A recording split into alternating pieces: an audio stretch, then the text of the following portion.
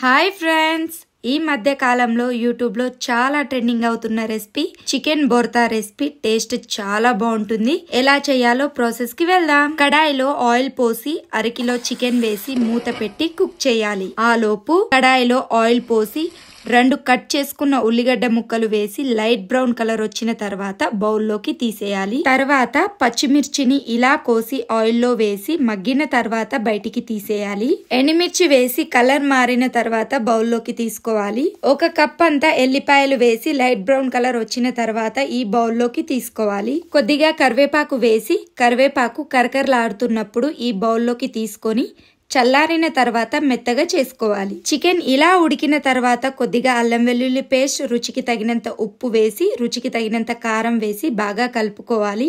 కారం పచ్చివాసన పోయిన తర్వాత చికెన్ కుక్ అయిన తర్వాత స్టవ్ ఆఫ్ చేసి ఈ చికెన్ ని ఒక ప్లేట్ లోకి తీసుకోవాలి. చికెన్ చల్లారిన తర్వాత చికెన్ లో ఉన్న బొక్కల్ని సపరేట్ గా చేసి చికెన్ ని చిన్న చిన్న పీసెస్ గా చేసుకోవాలి. చికెన్ ని ఇందులోకి వేసి బాగా కలుపుకొని ఈ విధంగా రౌండ్ గా చేసుకొని ఒక ప్లేట్ లోకి తీసుకోవాలి. ఈ చికెన్ మొత్తాన్ని ఈ విధంగా ముద్దలా చేసుకుంటే చికెన్ బోర్తా రెసిపీ రెడీ. దీని టేస్ట్ చాలా చాలా బాగుంటుంది.